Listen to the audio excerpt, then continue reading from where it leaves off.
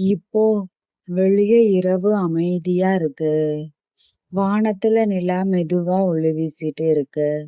தொலைவுல சில விளக்குகள் மட்டும் மின்னிக்கிட்டு இருக்கு. அந்த அமைதியான இரவுல ஒரு சிறிய பாதை இருந்துச்சு.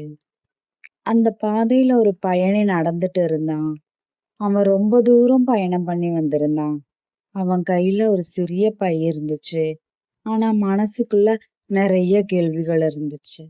என் வாழ்க்கை எங்க போகுது? நான் நினைக்கிற மாதிரி எல்லாம் நடக்குமா? நாளைக்கு நல்ல நாளா இருக்குமா? இப்படி நிறைய யோசனைகள். நடந்துகிட்டே இருந்த அவனுக்கு ஒரு பழைய விளக்கு கண்ணுல பட்டுச்சு. அந்த விளக்குக்கு பக்கத்துல ஒரு வயதான தாத்தா அமைதியா உட்கார்ந்திருந்தாரு. அந்த பயணி பக்கத்துல போய், தாத்தா, எனக்கு எதிர்காலம் தெரியல, என்ன நடக்க போகுதுன்னு தெரியல, அதனால பயமா இருக்குன்னு சொன்னான். தாத்தா சிரிச்சாரு. அவர் கையில இருந்த சின்ன விளக்க காட்டி கேட்டாரு, இந்த விளக்கு எவ்வளவு தூரம் ஒளி தருதுன்னு. அந்த பயணி பார்த்துட்டு 10 அடிதான்னு சொன்னான். தாத்தா மறுபடியும் கேட்டாரு, அப்போ இந்த 10 அடியோட ஒளியோட நீ 1000 அடி தூரம் நடக்க முடியுமான்னு கேட்டாரு. பயணி கொஞ்சம் யோசிச்சுட்டு, முடியும் தாத்தா, முதல் 10 அடி நடந்தா அடுத்த 10 அடி தெரியும், அப்படியே போயிடலான்னு சொன்னான். தாத்தா மெதுவா சிரிச்சாரு.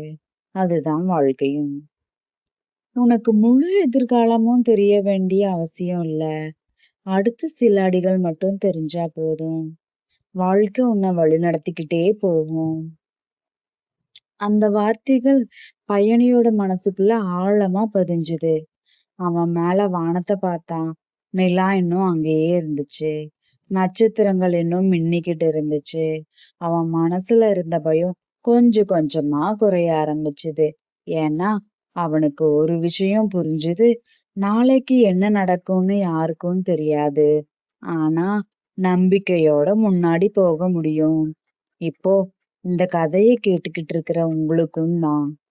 ஒருவேளை சில கவலைகள் இருக்கலாம், சில கேள்விகள் இருக்கலாம், சில கனவுகள் இன்னும் நிறைவேறாம இருக்கலாம். ஆனா அதனால நம்பிக்கை இழக்க வேண்டிய அவசியம் இல்ல. உங்க வாழ்க்கையிலையும் அடுத்த சில அடிகள் மட்டும் தெரிஞ்சா போதும்.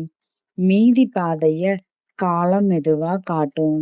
இப்போ உங்க மனசுக்குள்ள மெதுவா சொல்லுங்க, நான் அமைதியா இருக்கேன், நான் பாதுகாப்பா இருக்கேன், நான் சரியான பாதையில தான் நடந்துட்டு இருக்கேன், நாளைக்கு நல்லதே நடக்கும், எனக்கு நம்பிக்கை இருக்கு.